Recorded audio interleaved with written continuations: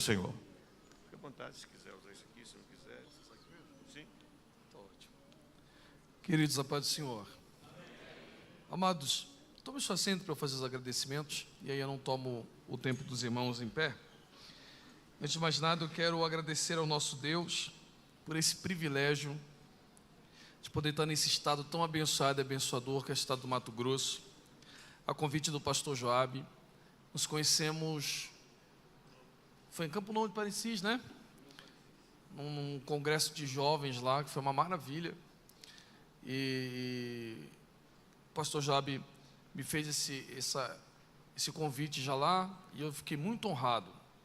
O pastor de vocês é um pastor muito respeitado, muito honrado, não só dentro do estado de vocês, uma pessoa muito querida, e eu quero que ele saiba que enquanto for da vontade de Deus, que ele continue apacentando, todas as vezes que ele precisar, humildemente aqui desse servo, eu sempre estarei disposto a estar aqui ou em qualquer outro campo que o pastor Joabe esteja apacentando. Então quero agradecer a Deus pela vida do pastor Joabe e da sua esposa, a irmã Madalena. Obrigado, viu, pastor? Estou muito feliz, muito honrado, tá? Quero louvar a Deus também pela vida de dois irmãos muito queridos, tá? Que é o pastor Manuel e a irmã Silvana, que foram lá na capital me buscarem e me trouxeram para cá com uma gentileza, uma educação muito grande. Me trataram muito bem e eu fiquei muito feliz e muito honrado pelo carinho, pelo zelo que tiveram por mim. Eu tô um bagaço, estou acabado, estou cansado. E eles foram muito pacientes comigo, zelosos, preocupados com a alimentação, com o cansaço. Então eu quero agradecer a Deus pela vida desse casal de pastores. Estou feliz de rever o pessoal de Campo Novo de Parecis. Deus abençoe, viu? Se eu não voltar lá esse ano, eu quero que o cabelo das irmãs caia lá, as irmãs vão ficar careca. Manda um abração para o pastor, para todo mundo lá, tá? Foi uma honra, um privilégio estar lá com vocês. Quantos querem ouvir a palavra de Deus? Diga glória a Deus. Amados, antes de nós lermos a palavra de Deus, deixa eu só justificar algo para vocês aqui, para a gente ficar, e aí eu vou fazer só agora isto, para que a gente fique tudo organizado e amanhã eu consiga até ter mais dinâmica. O tema que vocês escolheram é um tema de uma importância gigantesca, entretanto, é um tema de uma densidade teológica gigantesca. E como a escola ela é aberta ao público, nós temos um grupo variável de pessoas que já conhecem teologia, de algumas pessoas que não conhecem teologia, de algumas que têm mais paciência para ouvir, um pouco mais de calma, outras que não são tão propensas a isto. Então o pregador, de alguma forma, ele precisa simplificar as coisas. E existem assuntos que não são tão fáceis de simplificar, porque se você simplificar, você vai perder o efeito, o sentido, o peso, a direção daquilo que é proposto por vocês. E o tema é maravilhoso. Nós poderíamos ficar aqui sem demagogia, meses, só falando da ação do Espírito Santo no crente, sem falar na igreja, sem falar na pessoa da Trindade, sem falar nas tipologias, sem falar, e aí se perde. A gente pode fazer um livro aí de quase 2.000 páginas só falando sobre o Espírito Santo. Então eu vou dar uma breve introdução para vocês sobre a proposta que eu quero falar dos 2 dias, porque a ação do Espírito Santo no cristão, ela tem várias funções, e eu vou, nesses 2 dias, falar de uma função só. Por quê, pastor Carlos? Porque a gente consegue, de alguma maneira, concentrar um pouco mais de esforço dentro desse tratamento. A outra coisa que eu ia falar para os irmãos é que amanhã eu vou pregar exatamente em cima do texto que vocês escolheram, que é um texto espetacular. Não sabeis vós que sou do tempo de Deus, o Espírito de Deus habita em vós. E eu quero de alguma forma descortinar para vocês essa característica do crente, do Espírito Santo e você como um templo. Então eu vou falar só sobre regeneração. E aí na regeneração, na ação do Espírito Santo como agente regenerador do cristão, já envolve novo nascimento, envolve santificação, e aí engloba tudo. Aí fica um tema mais elástico, fica um tema mais fácil. Então, antes de nós lermos o que eu quero tratar com vocês aqui, falando sobre regeneração, eu vou dar, repito, uma breve introdução sobre a ação do Espírito Santo na ordem regenerativa. E por que você não leva nessa pegada? Porque eu acho, posso estar equivocado, que eu posso cansar os irmãos se a gente ficar num pensamento como se fosse uma escola teológica demais. Como eu disse, nem todo mundo está acostumado, e aí fica falando grego, e abre o texto, e vai o grego. Eu posso acabar não arrebatando a atenção de todo mundo. Os irmãos entenderam o que eu estou querendo dizer, sim ou não? Entenderam? Faz sentido, não faz? Se fosse uma coisa fechada, não, pastor, todo mundo aqui já é seminarista. Não, beleza, aí fica fácil. Mas como é uma proposta aberta, é muito mais precioso, é muito mais valioso nós falamos para um grupo mais aberto do que para um grupo mais seletivo.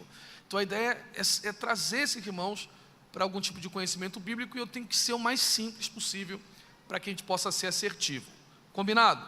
Então vamos lá. A primeira parte que eu vou utilizar com vocês é só uma introdução assim muito simples, para que a gente possa trabalhar o texto. Hoje um texto, e amanhã a gente vai tratar do tema que vocês escolheram pontualmente em cima do versículo proposto por vocês, tá bom?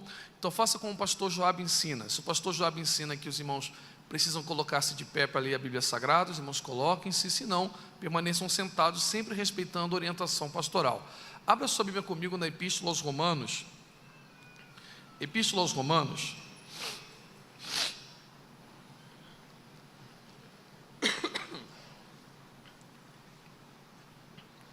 Epístola aos Romanos, capítulo 8. O versículo 29 e o versículo 30.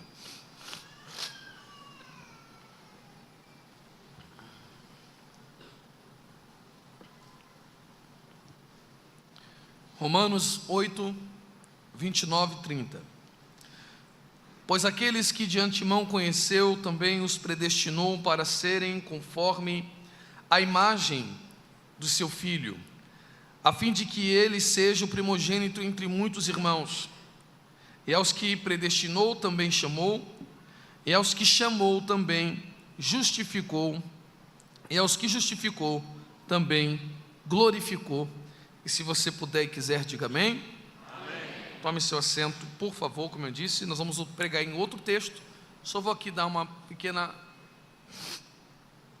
visão para vocês. Bom, nós acabamos de ler aqui uma epístola aos Romanos, no capítulo 8, versículo 29, e se você tem por hábito fazer isso na sua Bíblia, ou se você tiver com o papel na mão, seria bom que, se você quisesse, para essa noite, você circulasse no versículo 29, a palavra imagem, que aparece ali, pois aqueles que de antemão conheceu, também os predestinou, para serem conforme a imagem. O sentido da palavra, evocada por Paulo no grego, para o vocábulo imagem, tem um sentido como semelhança moral. Bom, e aí eu preciso aqui, de uma forma também simples, tá? Porque eu acho que é o mais efetivo, de explicar para os irmãos o que é moral e o que é ética. Ética, ela vem primeiro, e a moral nasce junto com a ética. Então a ética, ela é um princípio que norteia um comportamento, a convivência. Então eu sempre dou esse exemplo aqui. Por exemplo, vamos supor que eu vim de longe e vim a pé, e aí o calor muito grande que faz o estado de vocês me deixou com bastante sede, e ao eu chegar na igreja eu encontro um copo com água, e aí a sede, ela está me fazendo impulsionar, meter a mão no copo e ingerir a água que está no copo. O que a ética manda? É perguntar a quem pertence a água, porque não fui eu que peguei o copo, não fui eu que coloquei a água, não fui eu que coloquei a água e o copo aqui em cima do púlpito. Então é natural que a ética nos ensine que você pergunte primeiro a quem pertence o copo, se você pode beber a água, e por aí vai. O que é a moral? A moral é quando o princípio confronta o desejo. Então eu estou desejando beber a água, mas tem um princípio dizendo, não faça. Então quando Paulo diz, no capítulo 8, versículo 29, a epístola aos Romanos, que nós devemos ter a imagem de Cristo, seria que existe em nós, a partir do momento em que Deus nos chama para viver nele, uma modificação de sermos homens renovados e temos o sentido moral. assim como Cristo teve, ou seja, segurando os impulsos e sempre respeitando os princípios. Para que isso aconteça, é necessário, segundo o texto sagrado, que haja um novo nascimento.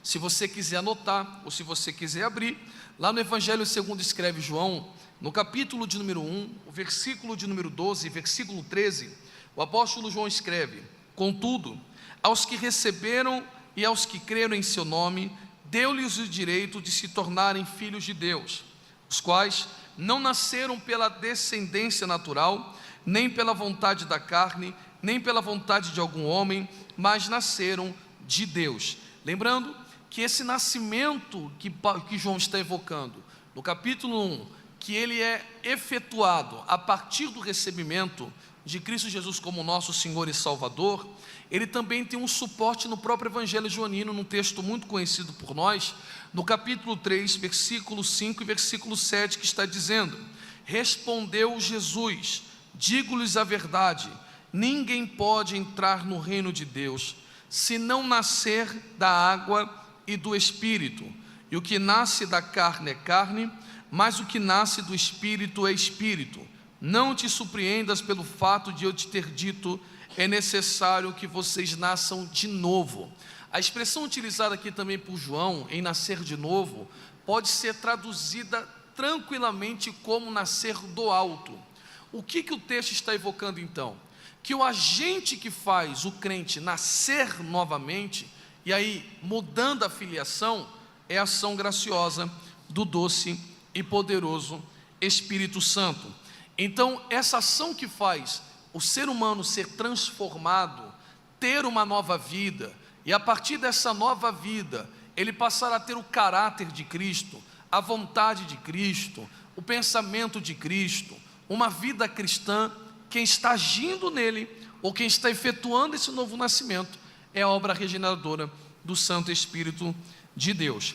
Lembrando a vocês que esse texto de João capítulo 3, ele está falando com Nicodemos, e para nós é uma inferência ao batismo.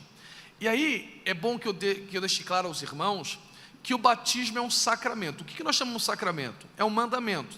Por exemplo, aquele que crê e for batizado será o que, irmãos? Salvo. Mas o que salva não é o batismo. O que salva é a morte vicária de Cristo e a sua graça. Pela graça sois salvos mediante a fé, isso não vem de vós, é dom de Deus. De alguma maneira, o que Deus ordena? Que você passe por essa ordem batismal.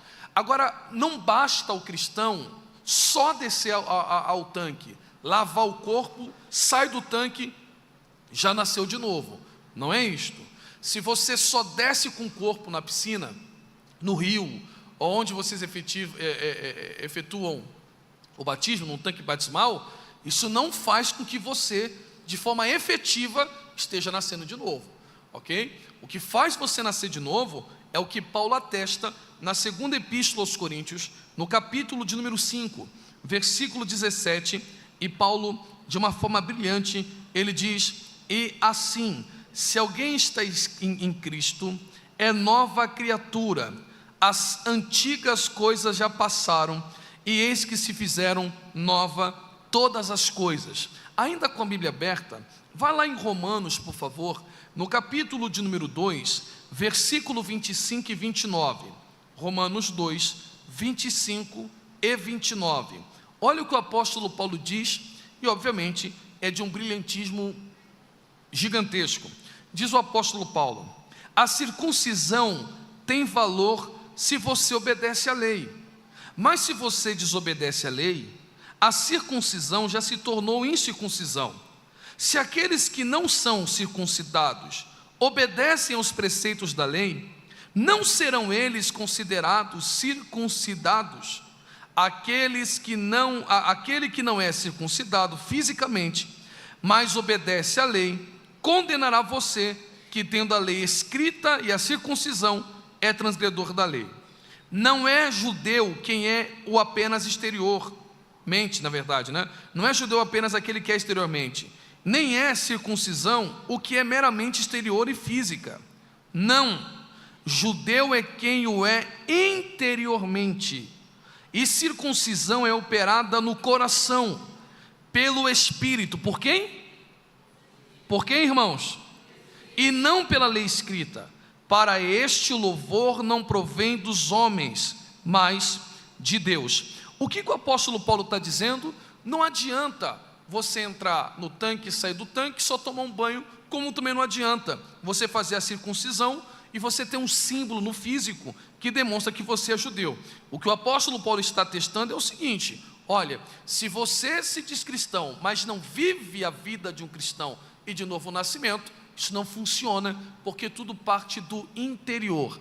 Então o Espírito Santo de Deus trabalha no interior do homem, no seu íntimo, evocando no homem as obras do Espírito, que está registrada lá em Gálatas, no capítulo de número 5, versículo 22, 23 e 24. Mas o fruto do Espírito é amor, alegria, paz, paciência, amabilidade, bondade, fidelidade, mansidão e domínio próprio. Contra essas coisas não há lei. Os que pertencem a Cristo Jesus crucificaram a carne com as suas paixões e os seus desejos. O que o apóstolo Paulo está dizendo? Que quem é de Deus crucifica não só a carne, mas os desejos, os impulsos, tudo aquilo que vem de forma contrária tem que ser freado. E esta é a ação que caracteriza um cristão cheio do Espírito. Ser cheio do Espírito não é ser cheio de poder. Não misture as tintas. As duas obras são importantíssimas, mas o que faz o homem alcançar a salvação pela graça salvadora de Cristo é ser cheio do Espírito. Qual é a diferença, pastor? Que revestimento de poder é um suporte para a testificação e propagação do Evangelho. E semeis testemunhas, e você conhece Atos 1:8. Tanto em Jerusalém, Judeia, Samaria, até os confins da terra, quando a virtude do Espírito descer sobre vocês. E a virtude ali é poder real, poder em ação. Então o que Cristo está dizendo é: os dons espirituais é para mostrar para Sapezal e para Mato Grosso que o Evangelho não consiste só em palavras, mas também em poder. E aí eles vendo a obra da ação do Evangelho, eles hão de se converter e testificar que de fato o nosso Deus é vivo.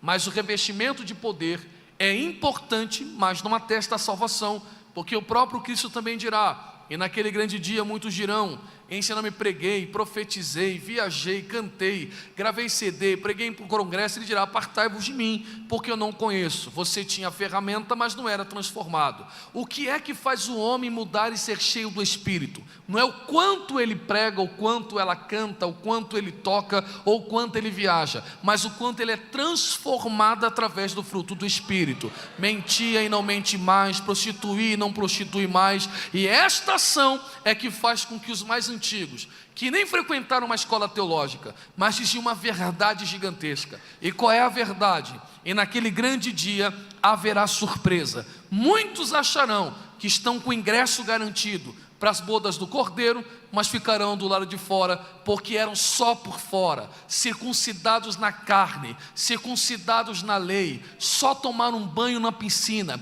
mas não mudaram a sua conduta. E outros que nunca pegaram no microfone, nem subiram no altar, mas não tomaram só um banho na piscina batismal, mas lavaram o corpo, a alma e o espírito. Esses já chegaram aqui, pode glorificar a Deus por isso? Maravilha. Então eu quero caminhar, como eu mostrei para os irmãos, a gente podia continuar citando os textos da ação do Espírito Santo, regenerando a vida do crente. Mas eu queria ser um pouco mais dinâmico com os irmãos esses 2 dias. Inclusive amanhã eu preparei um sermão através da graça do Espírito Santo de Deus, que eu acho de uma urgência. E eu gostaria muito que você que veio hoje retornasse amanhã, porque o texto que vocês escolheram sobre a atuação do Espírito Santo na vida do crente, você precisa ouvir isto, isso vai mudar a sua vida. Mas para essa noite, eu quero tomar um outro rumo, porque os temas, eles se chocaram, né? O pastor disse que eu estive pregando lá em Maranhão. Durante o dia eu dei uma aula e à noite foi pregação. Então, eles fazem sempre isso lá no Maranhão. De dia é fechado, apostila e ensino, e à noite é culto público. E foi o mesmo tema. Então eu vou tratar com vocês aqui na dinâmica da ação do Espírito Santo e a responsabilidade do crente. E amanhã nós estaremos falando sobre o templo do Espírito Santo. Quem concorda, diga amém, por favor, irmãos. Bacana, porque aí eu mostrei para vocês de forma muito breve, tem alguns textos mostrando que o nascimento de novo faz o crente andar diferente. Então eu quero mostrar para vocês aqui como o crente deve andar diferente. Combinado? Vamos lá. Abra sua Bíblia então, para a gente ter um pouco mais de dinâmica.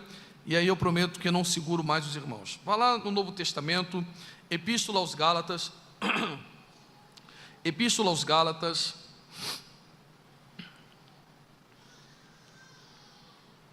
Os irmãos querem ouvir a palavra, diga glória a Deus, irmãos. Pastor Manuel disse que vocês amam a palavra de Deus. Eu fiquei muito empolgado com isso, hein? Vamos lá. Gálatas capítulo 5. Perdão, irmãos. Gálatas 5, versículo 16. Gálatas 5, 16, 17 e o 18. Vai ser bem em cima do tema de vocês. E eu acho bastante interessante para a nossa reflexão. Se os irmãos encontraram, digam amém. Amém. Vamos lá? Bom, isto vos digo: andeis no Espírito, e não satisfareis os desejos da carne, porque os desejos da carne se opõem aos do Espírito, e os do Espírito contra a carne, pois opõem-se um ao outro, a fim de que não consigais fazer o que quereis. Porém, se deixardes que o Espírito vos guie, já não estáis sobre a lei. Se você puder e quiser, diga amém. Olhe para mim aqui, e aí como eu disse, você mais dinâmico, que aí fica muito mais gostoso e confortável de ouvir. Vamos lá. Amados, primeira coisa que nós devemos entender, que ninguém que aqui está aqui porque quis estar aqui. Pastor, é confuso. Então você quer dizer que o quê? Que Deus me pegou pelos cabelos e me trouxe? Não. Estou te dizendo que ninguém aqui percebe Deus, a não ser que Deus queira ser percebido. E essa é já um fenômeno gracioso da parte de Deus. Ninguém pode dar o primeiro passo para Deus, porque isto é uma heresia condenada pela igreja, que nós chamamos de pelagianismo ou semi-pelagianismo. Então ninguém tem a iniciativa de buscar a Deus. Inclusive, a própria Bíblia Sagrada atesta que a natureza adâmica, pecaminosa em nós, nos impossibilita dessa realização. E a Bíblia diz: não há ninguém que faça o bem e não há ninguém que busque a Deus. Efésios capítulo 2, e nós estávamos mortos em nossos delitos e em nossos próprios pecados. É Deus que sempre está tomando a iniciativa de se relacionar com a igreja. Vou repetir, é Deus que sempre está provocando os homens a verem a sua presença, e é por isso que o Novo Testamento diz que nós somos atraídos pelo poder da sua graça salvadora. Ora, então como é que Deus faz com que nós venhamos a perceber se Deus é invisível, eterno, e não dá para pegar um pedaço de Deus e atestar que Ele está aqui? Então Deus usa algumas maneiras de se revelar à humanidade, e essas maneiras são 4. A primeira forma que Deus se revela aos homens são as Escrituras. A primeira forma que Deus se revela aos homens está nas Escrituras. Uma das solas da reforma protestante é a sola Escritura, não é isto? Então o que nós cristãos, os crentes, porque aí tem os católicos também, mas os católicos não creem como nós, na nossa concepção de fé, confissão de fé, acreditamos que é a Bíblia que norteia o homem conhecer Deus. Então Deus revela sua vontade nas suas sagradas Escrituras, e dentro do possível, com a graça do Espírito Santo, Ele vai nos iluminando, e a partir dessa leitura vamos percebendo que não estamos sozinhos neste mundo.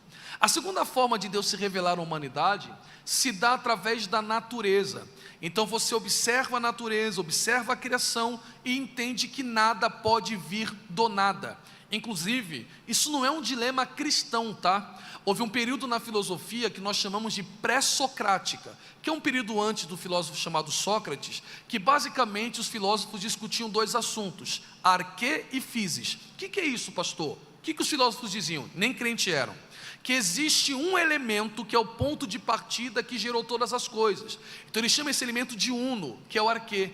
Alguma coisa teve que gerou tudo, porque nada pode vir do nada. Então a natureza foi gerada de um elemento só. Então eles começam a discutir, para um é o fogo, para outro é o vento, para outro é a água, para outro é a terra. Para cada um é um objeto, e para nós, obviamente, há um Criador, uma mente inteligente que criou todas as coisas e ordenou o universo. A terceira forma de você perceber a Deus está através da história. Por exemplo, ao longo da história da humanidade, pastor Joab, Deus foi deixando pegadas ou evidências. Então, conforme você vai pesquisando a história da humanidade, você vai vendo que Deus foi deixando sinais daquilo que Ele foi operando ao longo da história da humanidade. Como a arqueologia tem sido muito usado para defender a fé e muito desses embates com a ciência. E por fim, o que é inconteste, que é a experiência. E o que é experiência? A gente chama aqui dentro de milagre com um suporte bíblico. É quando a mão humana não é capaz de realizar um feito, a de Deus vai lá e realiza. E um texto maravilhoso para isto é o Evangelho de João, capítulo de número 11, na ressurreição de Lázaro. Por que esse texto é maravilhoso? Porque Cristo estava a 3 quilômetros de Betânia. Quantos quilômetros, irmãos? 3 quilômetros dá o quê? 40 minutos andando?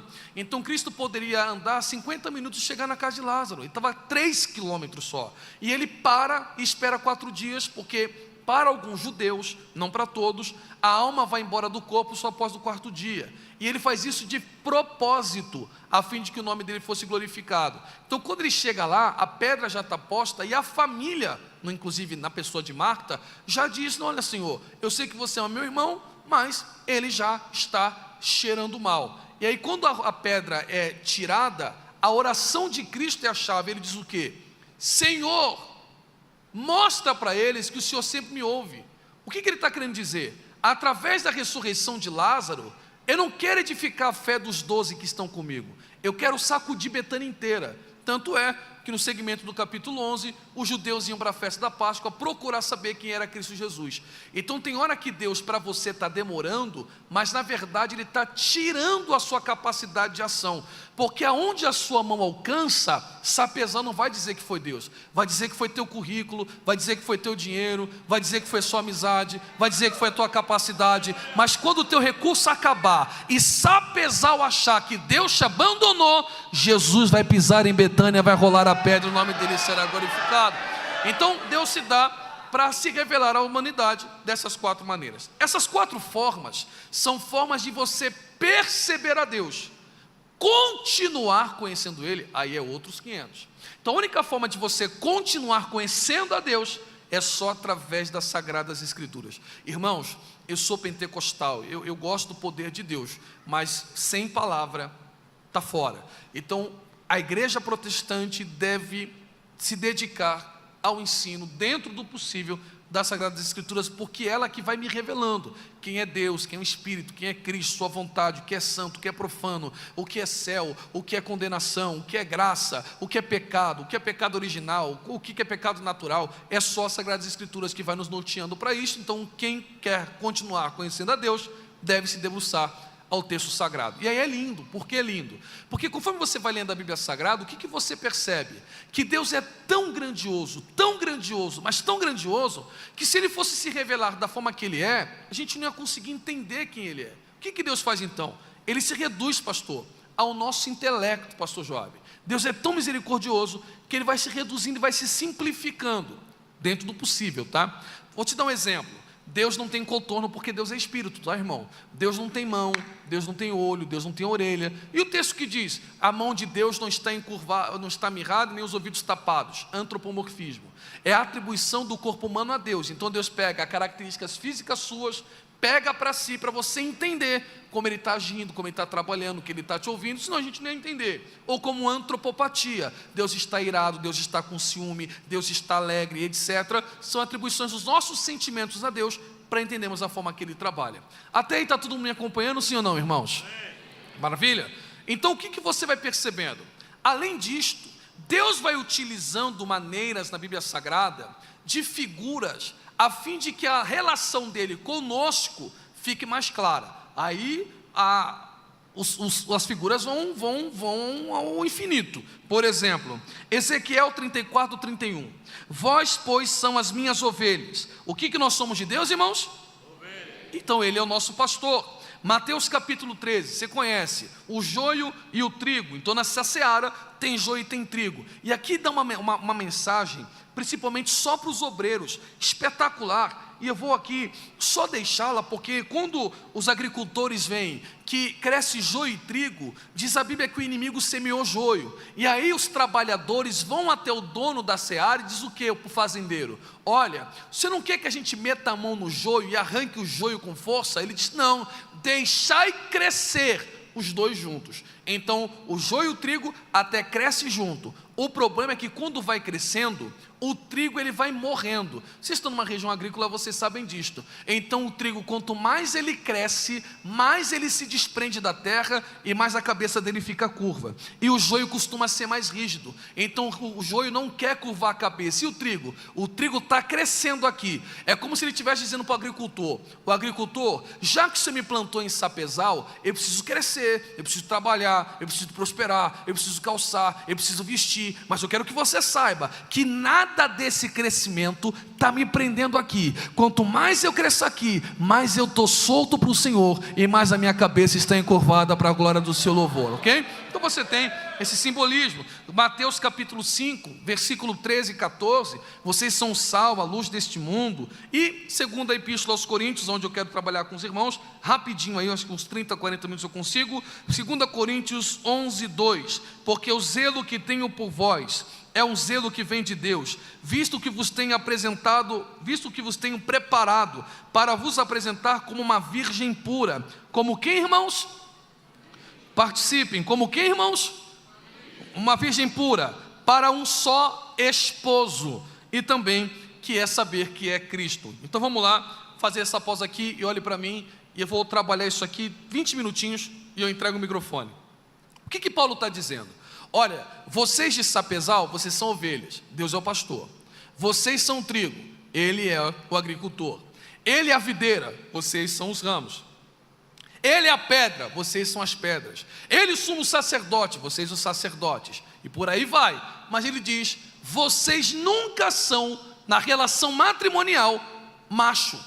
A igreja sempre é moça, noiva e esposa. Então a igreja sempre é feminina na relação matrimonial, e nós temos um só marido. Então a igreja não é uma mulher solteira, a igreja é uma mulher casada. Você não quer ouvir mais isso aqui não? Quem ainda quer ouvir, diga glória a Deus aí, por favor. Vamos lá? Então você não é uma mulher solteira. O que acontece? É que nós acreditamos que a ideia de casamento é uma ideia do Novo Testamento, preste atenção. Então a gente canta várias canções ao longo da igreja, e eu cresci ouvindo isso, você também cresceu ouvindo isso, que o noivo vem buscar a noiva, etc. E vem mesmo. Só que essa não é uma ideia do Novo Testamento. Se você quiser marcar, anote aí, Isaías capítulo 54, versículo de número 5. Pois o teu Criador é o teu marido. O teu Criador é o teu marido. Desde o Antigo Testamento para o Novo Testamento, está se relacionando com Deus, entenda que Ele é o marido e nós somos a sua esposa. Bacana. Só que essa relação de casamento, cadê os casados? Levante a mão, só os casados e casadas, por favor. A grande maioria. O que vocês entendem de casamento? Que casamento, ele não é só um romance, ele é um contrato, no bom sentido da palavra. Eu odeio quando alguém diz assim, casar é difícil. Não é difícil. Relacionamento é difícil. É só você ler Freud. Todo ser humano é um ser narcísico. Todo mundo se ama. E a minha avó, que nunca frequentou faculdade, era freudiana sem saber. Dois bicudos não se beijam. É a mesma coisa. O que ela queria dizer? Se a pessoa não conseguir ferir o seu próprio eu, ela não se relaciona com ninguém. Ela não consegue ter amiga, ela não consegue ter relação com o pai e com a mãe. Inclusive, se a sua mãe que te botou no mundo, você discute com ela, quem dirá você discutir com alguém que você conheceu 25 anos depois que você já estava vivendo? Então é uma questão de você entender que a relação em qualquer esfera da sociedade tem direitos e tem o quê? Deveres. Maravilha, é o que eu faço em casa. Irmão, casamento não tem regra, porque cada um sabe com quem casou. Mas lá em casa, eu já estou praticamente 10 anos casado com a irmã Cristiane. Se eu estou vendo a louça suja, eu não vou falar para minha esposa, lava a louça aí. Eu vou lá e meto a mão e lavo a louça, ok? E aí facilita. Eu comprei uma lavadora, não gosto de lavar. Aí você me salvou. Me passa o nome dela, que eu vou... Aí já senti o fardo e ir embora. Brastemp. Meu cabelo vai ficar até bonito igual o senhor agora.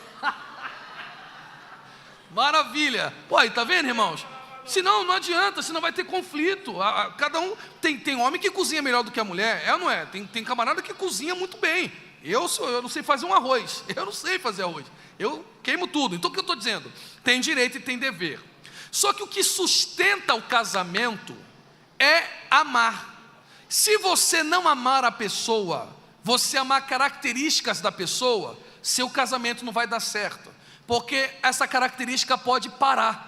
Então, se o amor não for a pessoa em si, for só a característica dela, o casamento, ele sempre vai ser balançado. Eu vou te dar um exemplo. Uma coisa é você amar a tua esposa, outra coisa é você amar filho. Pode perceber, quando você foi namorar, ou noivar, ou casar, algumas características físicas começaram a te apetecer. Por exemplo, o formato do olho, a cor dos olhos, o cabelo, o tamanho, o biotipo, a face, beleza. E filho? Filho você não ama por característica, filho você ama porque simplesmente é o seu filho. Então sorriso na boca do teu filho também é o seu sorriso, independente das características que ele tenha. E aí é que o amor se solidifica, e é o que Paulo diz, que o amor não tem ciúme, rompe todas as barreiras. É esse tipo de amor que Paulo está dizendo. E aí você diz, então está fácil, pastor, me relacionar com Deus. Eu sou uma mulher casada com o Senhor, ou prometida a Ele, e eu amo, e eu tenho certeza que você ama a Deus. Quantos ama a Deus aqui? Pode dar um aleluia? Maravilha. Se você não amasse, você não estaria aqui. Só que o teu marido e o meu marido, que é Cristo, Ele é quem julga o nosso amor. Evangelho segundo escreve João. Se você quiser abrir, vamos lá, é uma escola bíblica. Irmãos, eu estou cansando assim, os irmãos citando a Bíblia toda hora. Tem certeza, irmãos? Vamos lá, eu prometo que a gente vai mergulhar. Eu também sou pentecostal, vai dar certo. Vamos lá, João 3,19. Abre aí, isso aqui é maravilhoso. Se você quiser marcar a tua Bíblia, eu não sei se você tem esse hábito, mas você pode marcar aí num papel. João 3,19, vamos só ler a parte A. Pastor Joab, olha o que o marido diz do amor da esposa. O julgamento é este, que a luz veio ao mundo, e os homens amaram mais o que, irmãos? As trevas. Marca aí a palavra amar, se você quiser, porque a palavra amar aqui, ela tem uma semântica ou sentido de 5 vertentes, tá? Tem 5 sentidos aqui. No texto de João 3,19 tem sentido de deleite. Opa, então já mudou um pouco. O que Cristo está dizendo? Você é casado com a luz, mas tem um amante querendo atrapalhar teu casamento, que é trevas. Então você está casado com um marido fiel, mas tem alguém tentando se intrometer no teu casamento e atrapalhar teu casamento. E quem quer atrapalhar teu casamento é um amante chamado trevas. E aí quando as trevas aparecem, em vez de você ficar só com o marido que é a luz, você se deleita mais nas trevas. E perceba que a tônica do versículo é: vocês amam a luz, mas preferem as trevas. Aí você diz, pastor, não é possível, porque quem é que troca um marido fiel por alguém que só quer te usar? É a gente mesmo. Olha o restante do versículo 19, porque as suas obras eram más. Se você também quiser, faça isto. Faça um círculo aí na palavra amar, porque a palavra amar no campo semântico tem sentido ligado ao próprio diabo, espírito ímpio, ou o próprio Satanás. Só que nesse contexto aqui tem um aspecto moral. Já expliquei o que é moral, não preciso repetir. Eu só vou aqui juntar a explicação. Vamos lá? Olha o que Cristo está dizendo. Seu casamento com Deus, ele vai indo bem. Ele vai indo bem a semana toda. Só que chega um dia da semana que aparece um desejo que não é bom para o seu casamento e que está confrontando o princípio. E aí o ser humano não suporta segurar a carne e respeitar o princípio. Ele quebra o princípio e se deleita na carne. Então naturalmente nós somos uma esposa infiel. Ô pastor, essa palavra sua é muito pesada, porque você está querendo dizer que a igreja ela comete adultério, mas não sou eu que digo, é Oséias capítulo 4, o que ele diz? Um espírito ímpio, ou um espírito de prostituição, persegui meu povo, porque eles consultam um pedaço de madeira e a sua vara lhe dá resposta, e o espírito de prostituição os enganou. E a palavra prostituição ali em Oséias capítulo 4, é a palavra zanum. Zanum, eu posso até citar para você, Z-A-N-U-M, Zanum é um verbo que significa fornicar, prostituir, adulterar. Irmãos, eu não preciso nem explicar, e você sabe que Oséias era um casamento péssimo. A mulher de Oséias o traiu o tempo todo. E aí Deus chama Oséias e diz assim, não dói você ser fiel por alguém que te trai o tempo inteiro? Aí Oséias diz, machuca muito, Deus. Ele diz, assim que eu me sinto com o meu povo, eu sou fiel o tempo inteiro, e eles me trocam por desejo e por coisas carnais, e é assim que eu me sinto um marido traído. Se você está entendendo o que eu estou dizendo, não dava para ninguém estar aqui sentindo a presença dele. Primeira epístola do apóstolo João, capítulo 1, o que ele diz? Aquele que diz que não peca, peca porque mente. Todos pecaram e todos são destituídos da graça. Todo mundo aqui peca por pensamento, por falas ou por obras. Uma hora ou outra, mesmo eu não querendo, mesmo eu lutando, a minha carne vai tentar me vencer. Então o casamento estava impedido de se realizar. Então como é que você sente a presença dele aqui? Aí que Paulo começa a escrever a Epístola aos Gálatas.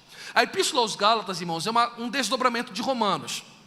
Então vamos chegar lá. Romanos fala da graça, Gálatas também fala da graça. Só que em Gálatas, Paulo está combatendo a circuncisão. Olhe para mim, olha o que Paulo está ensinando. Tem um grupo de judeus, no capítulo 2 ele diz isso em Gálatas, que está entrando na igreja dizendo o que para a igreja? Você precisa circuncidar e cumprir a lei de Moisés. Aí Paulo diz assim, se você for servir a Deus pela lei, você não vai conseguir servir. E por que não vai conseguir? Porque você vai tropeçar na lei. Aí ele diz no capítulo 3, versículo 6 ao 14 da Epístola aos Gálatas: aquele que cumpre toda a lei, por ela viverá. Mas aquele que tropeçar em uma dessas leis, será maldito, porque está escrito: maldito aquele que transgredir uma dessas regras. O que Paulo está dizendo? Na sua força, o casamento não acontece. Então como é que o casamento está acontecendo? É que o juiz da vara de família é o nosso marido, e ele diz que não dá carta de divórcio. Então ao invés de ele dar a carta de divórcio e não salvar ninguém, ele, esvaziando-se de si mesmo, se fez carne, morreu no madeiro e nos deu condição de estar aqui esta noite sentindo a presença dele. Então Paulo diz o quê? Agora a salvação não é pela lei, mas é pela fé. E aí, irmão, a palavra fé, eu sei que vocês sabem disto, eu só estou lembrando vocês, tá bom? De verdade, fé não é ficar energizando o pensamento, tá? Eu vou chegar no espírito. Fé não é ficar assim, vai dar certo, tá? Vai dar certo. Isso não é fé. Fé vem do vocábulo emuná. Emuná em hebraico, E-M-U-N-A-H. Emuná é um substantivo que vem de um radical que significa edifício firme. Deixa eu traduzir para você. Quem é que tem fé? É uma pessoa inflexível. Pastor Joabe, fé é quando alguém é confrontado por um princípio que ele diz crer e ele não abre mão. É por isso que Cristo disse: João Batista é uma cana levantada. Cana não é flexível. O que João Batista é? Alguém que diz o seguinte: você pode arrancar minha cabeça e botar na bandeja, mas eu não nego aquilo que eu decidi crer, eu não negocio o meu princípio. Então fé é estar firme. O que Paulo está dizendo? Ora, agora que a salvação não é mais por regra, você vai viver de qualquer jeito? Claro que não. Aí que começa a andar a ser cheio do Espírito. Então quer dizer que agora a salvação não é mais pela lei, não tem 613 preceitos, não tem, não é mais pelos preceitos. É por quê? Pela graça. Então se é pela graça eu posso viver de qualquer jeito, que a salvação está garantida? De hipótese alguma. De hipótese alguma. Porque o amante não quer ver o nosso casamento dar certo. E você deve estar se perguntando: pastor, quem é esse amante? É o diabo? Claro que não. O seu amante é você mesmo. Romanos 7. O bem que eu quero fazer e o mal que eu não quero, porque eu sou miserável. Quando ele diz miserável, o Paulo está dizendo o seguinte: eu não consigo controlar meu desejo. Então no Carlos tem dois Carlos, um Carlos para cima e um Carlos para baixo. Em hebraico a gente chama de Yetzer Hara e Yetzer Tov. Deixa eu tentar ser mais claro. Tem dois Carlos aqui dentro, um inclinado para a carne, um inclinado para o espírito. Um que gosta de Deus, um que gosta da carne. Um que gosta do céu, outro que gosta do pecado. Então eu fico em conflito comigo mesmo. E aí Paulo disse: ora, você precisa andar no espírito. Porque se você andar no espírito, a carne não vai ter espaço. Mas se você andar na carne, o espírito perde espaço, porque um opõe-se ao outro. Então batalha espiritual não é você chutar a cara de um ser com chifre e tridente, irmão. Isso é pensamento medieval, isso não é pensamento bíblico. O que é batalha espiritual? Não é matar o diabo, é me matar. Você quer ver? Sujeitai-vos, pois, a Deus, resisti ao diabo, e ele...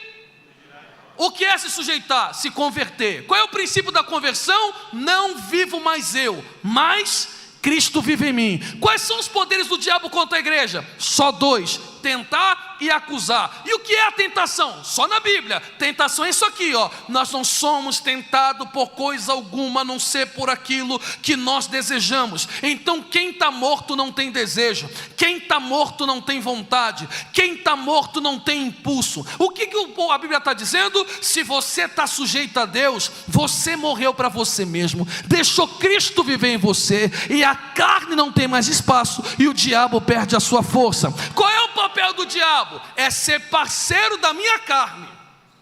Então o que o diabo quer fazer com o Carlos todo dia? Seduzir meu eu caído para eu me desviar. Então só tem um jeito do casamento dar certo: é nascer de novo e cometer um homicídio. Diga para quem está ao seu lado: você vai ter que cometer um homicídio essa noite, sem medo.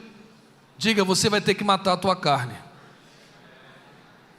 Vamos para a Bíblia? Vamos para a Bíblia, eu encerro. Abra sua Bíblia aí em Números capítulo 22, versículo 6. Números 22, 6. Alguém daqui ao vídeo, diga glória a Deus aí, irmãos, por favor. Vamos lá? Números 22, 6. Vamos ler no 3. Eu não sei se todas as Bíblias são, se vocês têm essa organização de todo mundo ter a mesma tradução. A maioria aqui é A corrigida é o que eu mais gosto. Vamos lá então no 3, você consegue ler o versículo 6 no 3? Números 22, 6. 1, 2, 3 e...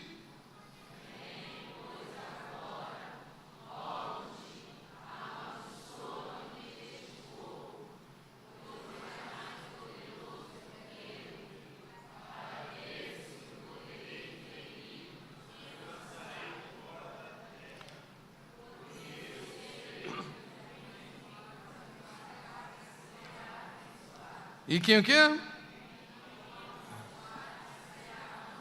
Olha para mim aqui. Balaque chama Balaão. Irmãos, vai juntar tudo e eu falo sobre a obra do Espírito e passo o microfone. Olha o que Balaque fala para Balaão. Balaão, tem um povo lá em Sapezal que está vencendo guerra sem puxar espada. Eles derrotaram o Egito sem usar escudo e cavalaria.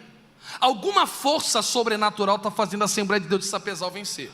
O que Balaque diz? Desliga Sapezal de cima, que eu consigo atingir eles aqui embaixo. Então eu preciso que você tire eles do espírito, que aí eu consigo mexer eles na carne. Balaão é profeta de Deus, irmão. Balaão não é profeta pagão. É só você 22, versículo 8. 22, 8, o que Balaão diz para Balaque? Irei consultar ao Senhor, no hebraico Iavé. O que ele está dizendo? Irei falar com Deus. Se Deus deixar amaldiçoar, olha a cabeça de Balaão. Como se Deus ia permitir ele amaldiçoar o povo dele. Então o que ele está dizendo? Vou consultar Deus para amaldiçoar o povo de Sapezal.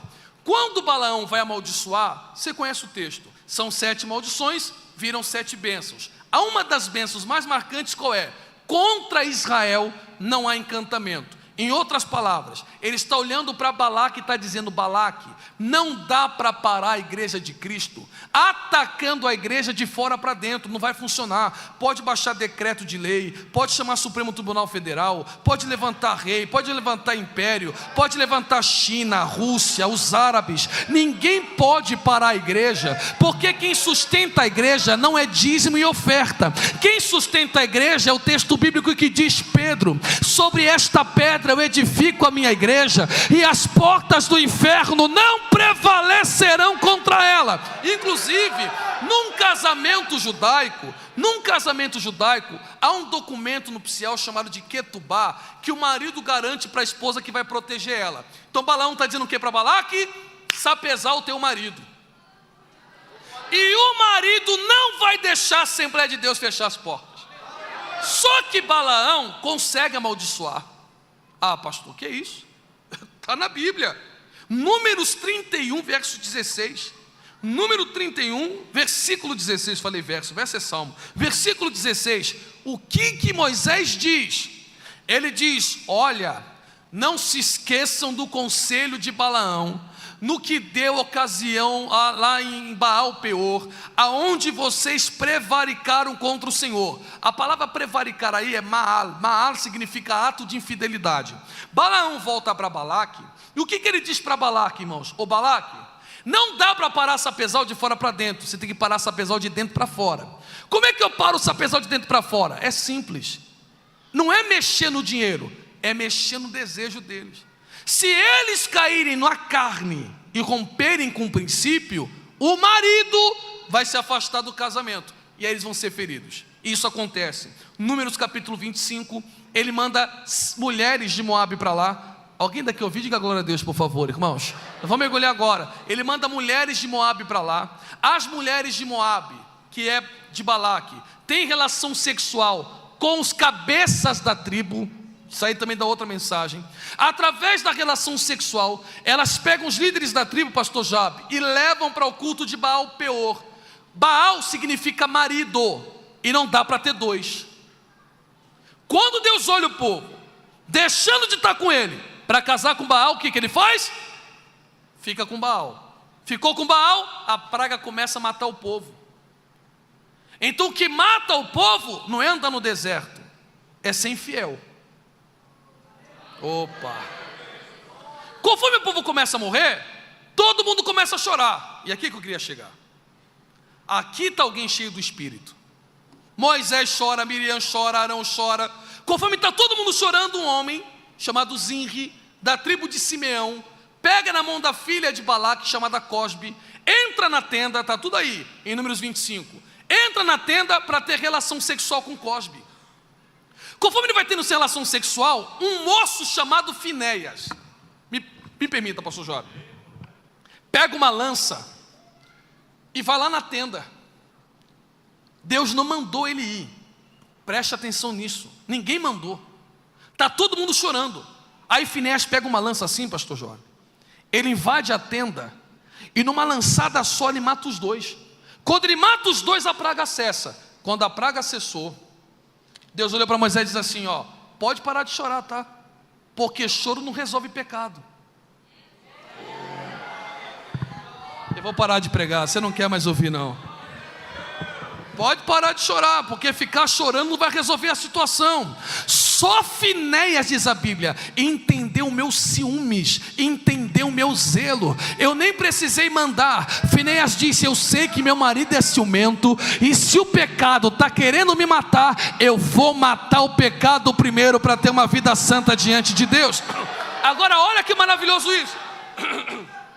Olha que maravilhoso isto. A palavra Simeão vem do hebraico Shimon. Shimon vem de Shemá. Shemá vem de ouvir. É o filho de Lia, porque Lia disse, o Senhor me ouviu na aflição e me deu um filho, e agora meu marido irá me desejar. Então ela está dizendo Shimon de Shemá. Shemá é ouvir. Então os judeus dizem que essa palavra também pode ser duas palavras, Shan Avon, que significa existe iniquidade.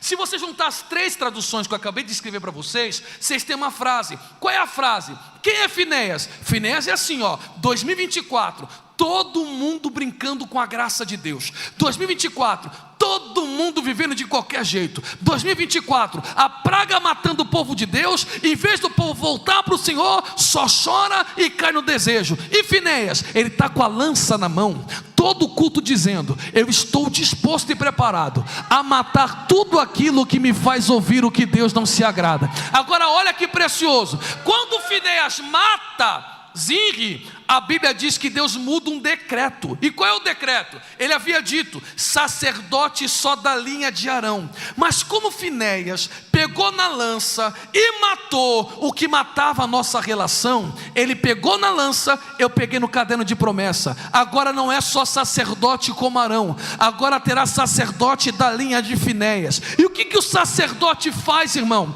O sacerdote é diferente do povo, porque o povo vê a Shekinah, que as pessoas chamam de Shekinah. Pode chamar de Shekinah, não tem problema. A Shekinah é a presença. Shekinah é o quê? A manifestação. Todo mundo vê. Se o ímpio entrar aqui no culto de domingo, ele vai ver a presença, ele vai sentir arrepio, ele vai derramar uma lágrima, ele vai balançar o corpo no louvor, porque a Shekinah todo mundo pode ver. Agora o sacerdote não via só a Shekinah. O sacerdote ele entrava no véu, e no véu ele viu Kavod. Kavod é o peso real da glória de Deus, e no peso real da glória de Deus, ele se perdia no meio da fumaça. Sabe o que eu tenho para dizer para você? Se você continuar só frequentando a igreja, mas não sendo íntimo do Espírito Santo, a igreja sempre vai ter culto oscilante, vai ter culto que vai estar muito bom, vai ter culto que vai estar muito ruim, porque é uma igreja feita de crentes que só sentem sensações mediante a Shekhinah. Mas se você pegar a sua lança essa noite e matar a tua carne para viver no Espírito, alguém já está entendendo onde isso vai terminar? Levante a tua mão mais alto que você puder, mais alto que você puder. Você pode me ajudar a pregar, irmã? Você pode me ajudar a pregar, irmão? Coloque a mão no ombro desse crente que está ao seu lado, me ajude a pregar, me ajude a pregar. Chacoalhe esse crente para perturbar e diga para ele: você vai ver a glória pelo lado de dentro, ou só vai ficar assistindo a presença pelo lado de fora? Eu não vim perguntar essa noite quem é cantor, quem é pregador, quem é o filho do pastor. A minha pergunta essa noite é: quem tem coragem de pegar a lança na mão para ter uma vida cheia do Espírito? Um minuto de glória a Deus, se você pode.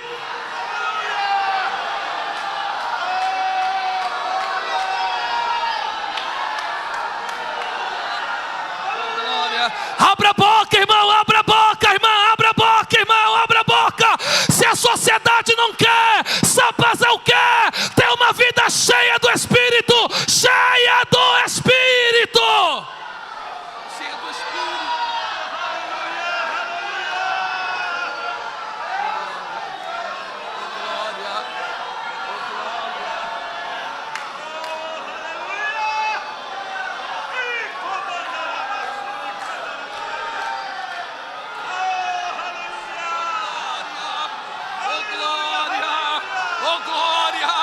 Oh glória! Diabo, você perdeu mais uma. Eis que surge um povo forte revestido de poder, que não teme nem a morte, quem a ele pertencer. Cadê a igreja que tem coragem de matar a carne? A carne! Seja cheio do Espírito. Oh glória! Oh glória!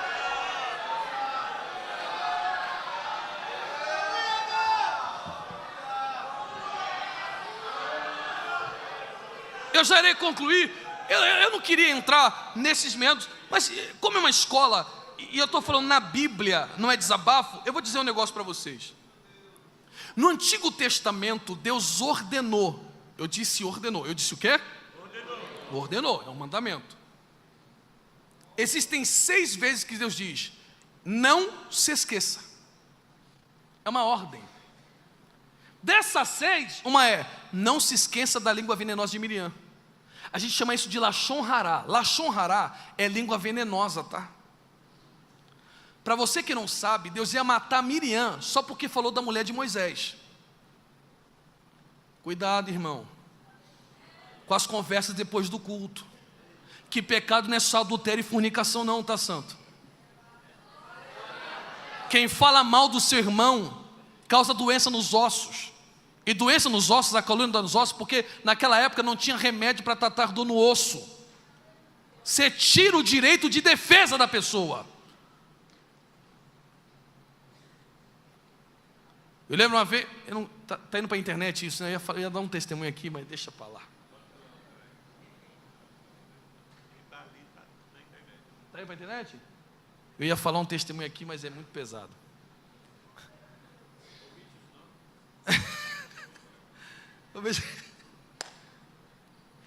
Eu lembro que, já que o pastor falou, eu vou falar então. As pessoas não me... A minha mãe falava que eu não era de boa política. Um dia acabou um congresso de jovem, o líder de jovem falar mal de um pastor para mim. Minha mãe já se tremia toda. Meu filho, calma mãe, deixa ele falar. Falei para ele: você tem certeza? Tenho. Certeza. Papo de homem. Tenho. Peguei meu telefone na hora e liguei para o irmão. Vem cá, fulano. Fulano está falando de você isso aqui, isso aqui, isso aqui. Vem cá, espera aqui, traz sua mulher e vem aqui para a gente resolver esse negócio. Acabou o caô ali, irmão. Acabou o problema. Porque a fofoca dá nos ossos. E o que Deus fez com o fofoqueiro? Vou deixar Miriam leprosa. Não é leprosa, né? Era uma lepra diferente, vamos chamar de lepra. Ela vai ter que ficar afastada do acampamento, porque quem fala mal do outro quer ver o outro isolado. Olha o que Deus está fazendo com Miriam. Eu vou te isolar para você ver se é bom. Opa! E a lepra não sumia com o tempo, sumia com o techuvá. Então o sacerdote ia lá e ficava mexendo na pele dela para ver se ela estava arrependida de verdade. Aí Deus dizia: você vai viver isolada, para você nunca mais isolar os outros. Que é um conselho, irmão. Acabou o culto, pega a lança na mão. Não é para você matar o outro, não. É para você matar você mesmo. Se tem alguma coisa querendo te tirar da presença de Deus, pega essa lança e mete a lança no coração. É melhor você entrar no céu sem um braço do que com os dois braços. Alguém está entendendo essa palavra? Diga agora, levante a mão assim, o mais alto que você puder, o mais alto que você puder. Não baixe a sua mão, não baixe a sua mão. Está chegando os últimos dias da igreja na face da terra, e diz a Bíblia: quem é sujo, suje-se ainda, mas quem é santo, santifique-se ainda. Eu vim profetizar nessa escola bíblica com os olhos abertos e sem medo de errar. Ninguém vai corromper a santidade de Deus na Assembleia de Deus de Sapezal. Cadê os sacerdotes de Deus? Já chegaram? Feche a tua mão, dê uma rajada de glória, assassina a sua carne. Oh glória, oh glória, oh glória, oh mistério. Cadê os batizados do Espírito Santo? Cadê os cheios do Espírito?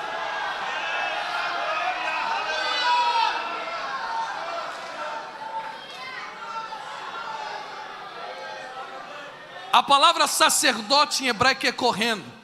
Kohen, nós não sabemos o seu significado certo.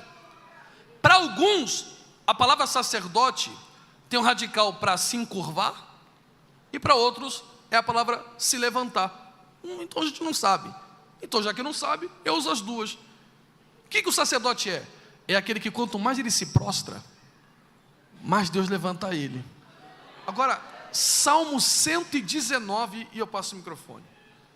O salmista diz: Senhor, eu sou como um odre na fumaça. Ai, irmão. A região de vocês aqui é só grão, ou vocês mexem com gado também? Tem gado? Tem? Tem pouco, mas tem. Aqui é mais grão, né, pastor?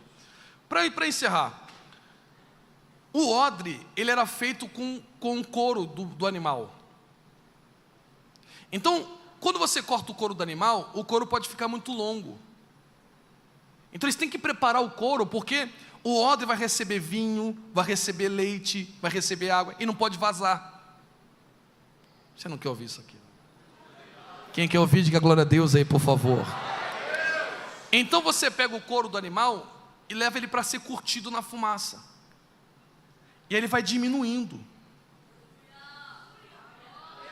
Então o odre, que era para ficar de 1,5 m, vai ficando de 70 centímetros. Aí você costura o odre e joga algo no recipiente para ele não vazar. O Salmo 119 é um salmo de cumprimento de mandamento. Então o salmista está dizendo: Senhor, eu já entendi que para receber algo precioso aqui dentro, eu tenho que diminuir. Então eu já quero lhe dizer, eu não sei se todo mundo quer, Senhor, mas eu já estou preso na fumaça. Agora escute, quando o sacerdote entrava no Santíssimo, o que tinha no Santíssimo na mão dele? E o que saía do incensário? Então ele ficava sumindo na fumaça, como se dissesse: Senhor, eu estou no Santíssimo, pequenininho na sua presença, para ver a sua glória grandona do lado de... Levante a sua mão que eu vou encerrar agora. É agora, levante a sua mão, levante a sua mão, levante a sua mão. Quanto mais você descer na presença de Deus, quanto mais você buscar intimidade com o Espírito Santo, menor você fica no orgulho, mas maior você fica na presença do Senhor. Alguém está recebendo essa palavra? palavra. Só os que querem ser cheios do Espírito Santo estão dispostos a matarem a si mesmos. Fica de pé comigo glorificando a Deus se você puder.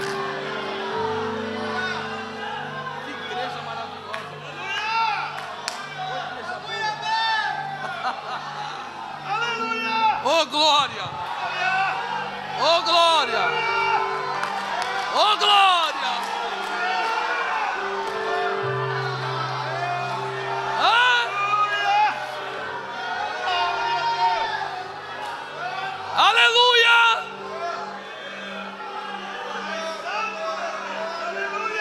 Irmão, meu maior exemplo de fé, de vida, eu digo isso com o maior orgulho na vida, são os meus pais. A minha mãe me dizia uma frase que marcou minha história. Minha mãe sempre me diz isto: aprenda a ter misericórdia dos outros, para que no dia que você careça de misericórdia, também tenham misericórdia de você. Essa frase sempre me pegou. Qualquer coisinha que eu chegava em casa dizendo, ela dizia o que para mim? Tira a trave do teu olho, depois a gente vai ver o cisco do olho dos outros. Ser crente não é o quanto você mata alguém, irmão, porque ninguém aqui está com a mão furada. Ser crente é o quanto você consegue se matar para Deus aparecer na sua vida. Cadê os vasos que estão na fumaça? Não deixe nada tirar você do casamento. Oh glória, oh glória. Eu estou sentindo a presença do marido. Você está sentindo a presença do esposo? Feche os olhos aí agora. Oh glória, oh glória. Já tem odre na fumaça, já tem odre na fumaça, já tem odre na fumaça, já tem odre na fumaça, já tem odre na fumaça. E o maior odre, disse Jesus, é o João Batista. Ele dizia, é necessário que ele cresça e que eu diminua. Eu estou na fumaça, eu só quero receber a glória, a excelência. Eu quero ser cheio do teu Espírito, eu quero refletir a tua imagem, eu quero refletir o teu caráter, Jesus. Eu quero refletir a tua essência, o teu cheiro. Meu Deus, a presença de Jesus é linda aqui essa noite.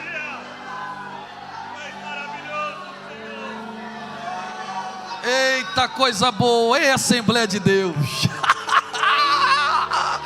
Aleluia! Não tem nada melhor do que ser crente e ser cheio do Espírito, irmão.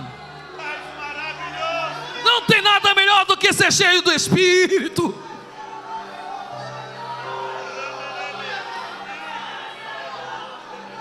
Vamos orar. Vamos orar juntos. Irmã com irmã, irmão com irmão, para evitar constrangimento, a não ser que sejam casados ou íntimos. Escolha alguém, vire de frente, vamos orar um pelos outros. Que igreja é um corpo só. Oh aleluia, isso é cheiro de Jesus, isso é ser cheio do Espírito, é sentir a dor do outro. Isso é ser cheio do Espírito, é ter domínio próprio, mansidão. Isso é ser cheio do Espírito, é ser perdoador, irmão.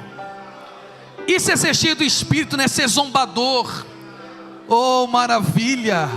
Isso é ser cheio do Espírito, é seu irmão cair, você sofrer, você chorar, por você não aceitar o teu irmão jogado na lama. Isso é ser cheio do Espírito. Não é tripudiar, não é matar, não é zombar, não é ferir. Isso não é evangelho. Jesus olhou para Judas e disse, que fazes, amigo? Olhou para Pedro que o traiu e disse, Pedro, apacenta minhas ovelhas. Evangelho é perdão, irmão. Evangelho é mansidão. Evangelho é ser ovelha. Ovelha não ataca, ovelha não arranha, ovelha não rosna, ovelha é mansa, ovelha é santificada. Oh glória, onde estão aqueles que já estão na fumaça, diminuindo o tamanho e dizendo, Senhor, o teu odre está preparado, me encha do teu Espírito. Ore com o teu companheiro. quero aí agora 2 minutinhos de oração. Abra a boca e diga: Senhor, eu não aceito mais ser um templo vazio. Eu quero sentir o seu cheiro, ser o seu cheiro. Faça o meu irmão refletir a tua imagem. Faça o meu irmão refletir a tua luz. Ai meu Deus, é hoje. Faça o meu irmão ser um cristão genuíno. Nos leva à raiz do teu evangelho. Um evangelho de perdão, um evangelho de amor, de regeneração, de transformação. Quantos estão orando aí?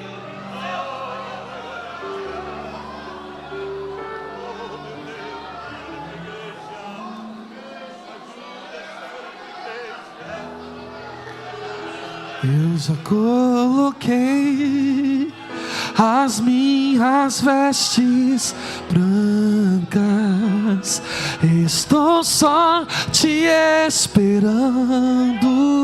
Vem, vamos dançar.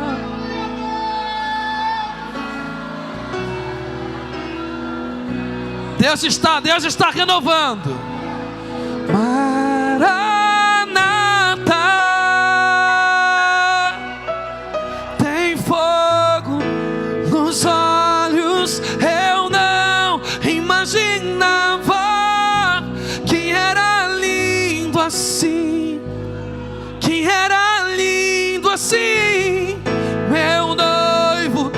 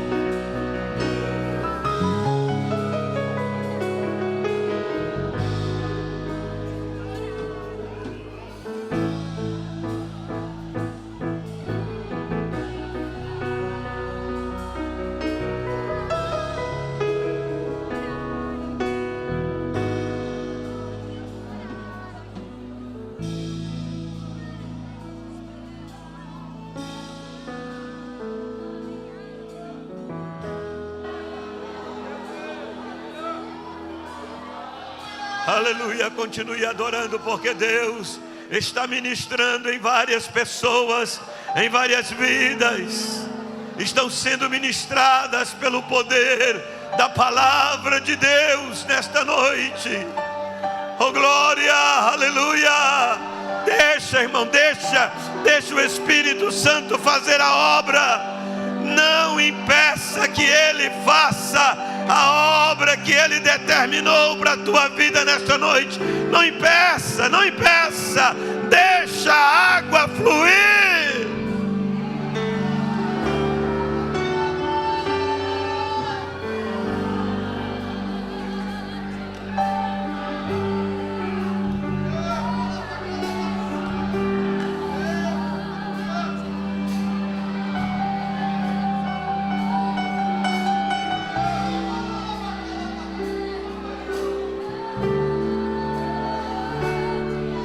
Quão grande é o meu Deus, cantarei. Quão grande é o meu Deus, e todos hão de ver. Quão grande é o meu Deus. Grupo de louvor. Quão grande é o meu Deus, cantarei. Quão grande é o meu Deus, e todos hão de ver. Quão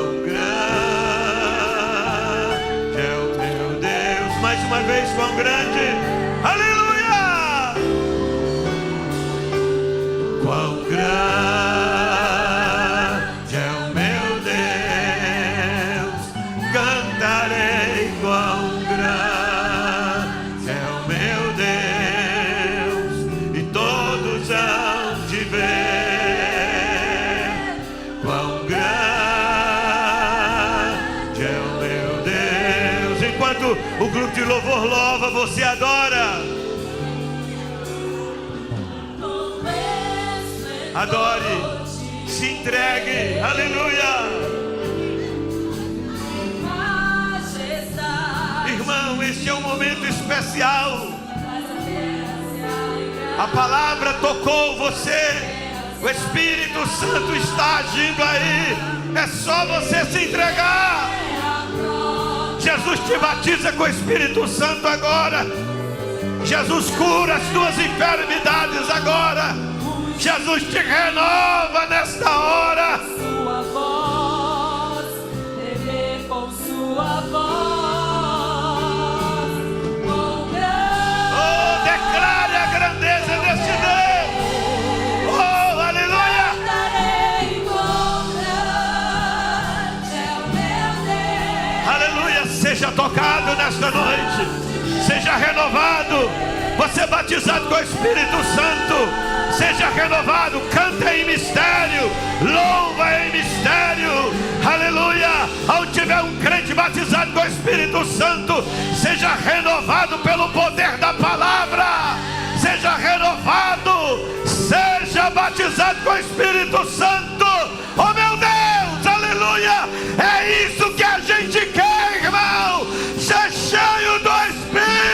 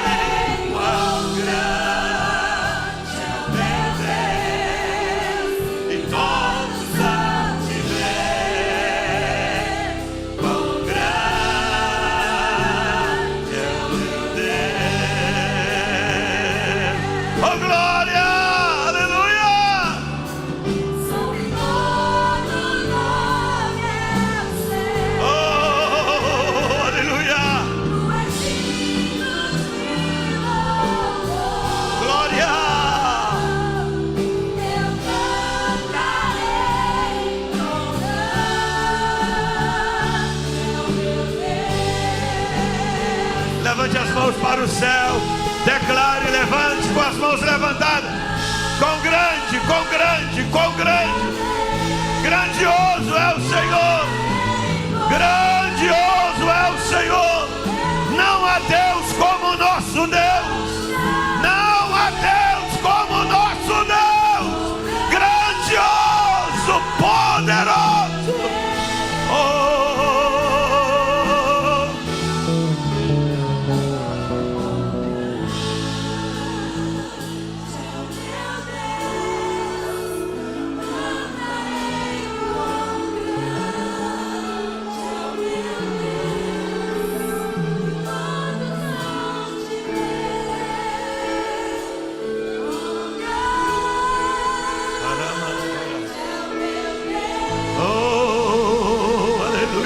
Aleluia, aleluia, aleluia. Quem tem glória, dá glória. Quem tem aleluia, dê aleluia. Há um mover, há um trabalhar do Espírito Santo neste lugar. Jesus disse: não vos deixarei órfão. O Espírito Santo está conosco, aleluia. Aleluia, podeis assentar. Adorando, não cesse de adorar, não cesse de glorificar, porque Ele está presente. Aleluia. Glória a Deus. Isso é isso. A escola bíblica é isso, irmão. É nos encher da palavra e a gente transbordar. Oh glória.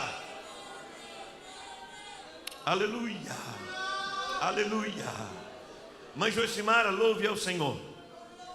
Enquanto a irmã Josimara louva ao Senhor, vamos contribuir com dízimos e ofertas para a obra de Deus. Não esqueça dos projetos da obra de Deus, das necessidades da obra de Deus. E a obra de Deus conta com a sua ajuda. Aleluia. Glória a Jesus. Continuemos adorando. Irmãos, eu estou aqui, aleluia, radiante, sentindo a presença de Deus por causa da palavra. Aleluia. Oh, glória.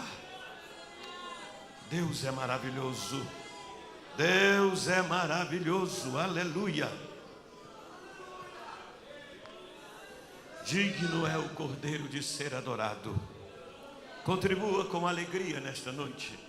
Deus ama ao que dá com alegria. Glória a Deus. Santo é o Senhor.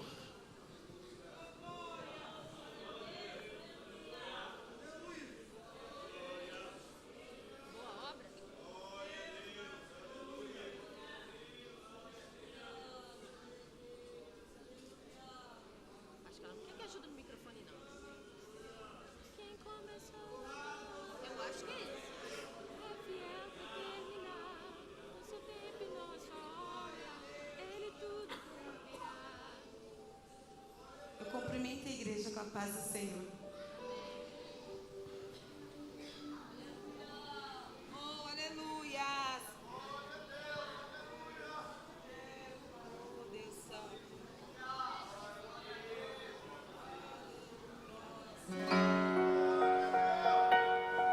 Oh, Jesus maravilhoso.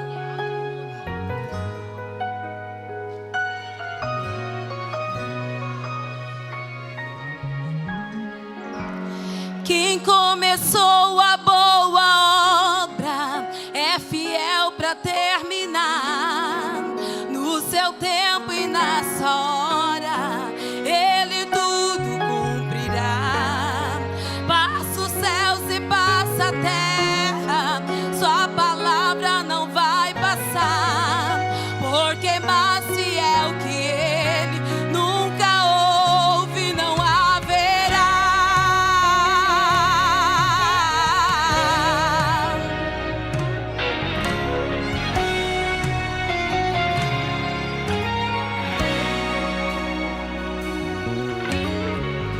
O medo vem a todo instante pra querer minha fé roubar, dizendo: você já tentou demais e agora pare de sonhar. Então fui ler os meus projetos e comecei a analisar. É distante da realidade, preciso rabiscar. Ouvi a voz de Deus bradar,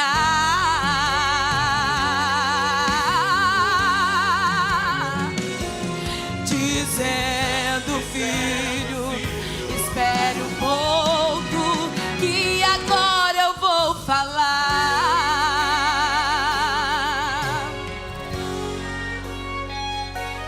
Eu não te trouxe até aqui para morrer.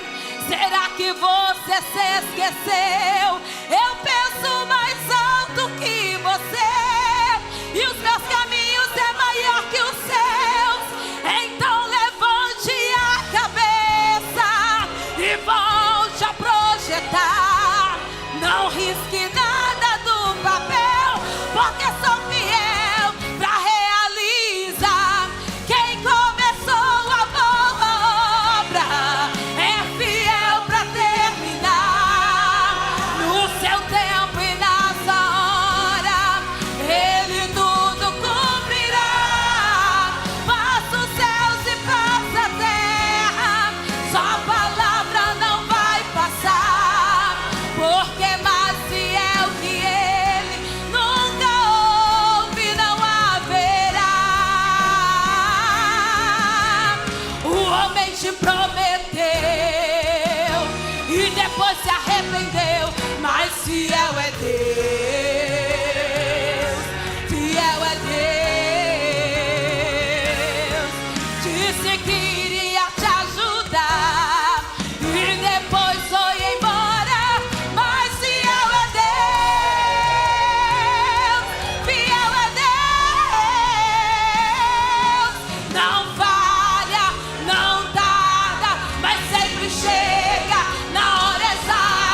Ele não mente, não se arrepende, pois ele zela com sua palavra.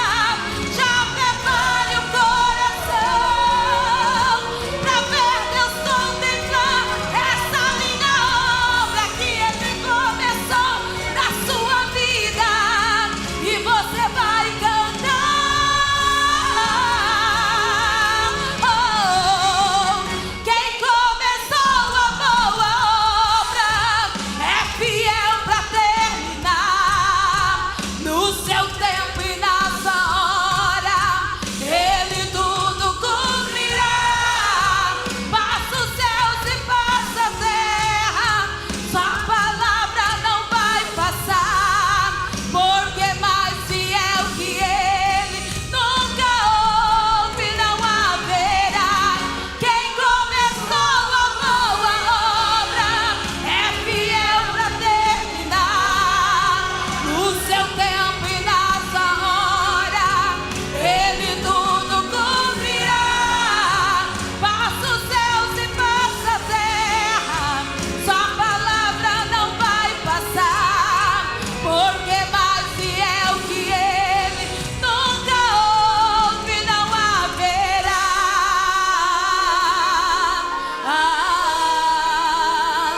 Mais fiel que o meu Deus nunca houve e jamais haverá. Oh, aleluia! Quantos podem glorificar a este Deus fiel nesta noite? Vamos estar em pés, vamos agradecer a Deus, juntamente com o evangelista irmão Manuel. Estaremos agradecendo a Deus por este culto, por esta abertura de escola bíblica. Glória a Deus, em plena segunda-feira, mas o povo de Deus está aqui, louvando, aprendendo. Creio que amanhã mais irmãos virão. Nós estamos já numa jornada, né, irmãos? Uma semana, tivemos só uma semana de descanso, pegamos de novo e vamos junto. E o nome do Senhor vai sendo glorificado. Glória a Deus. Aleluia. Irmão Manuel vai estar orando e estaremos encerrando o nosso culto por hoje. A paz do Senhor, irmãos.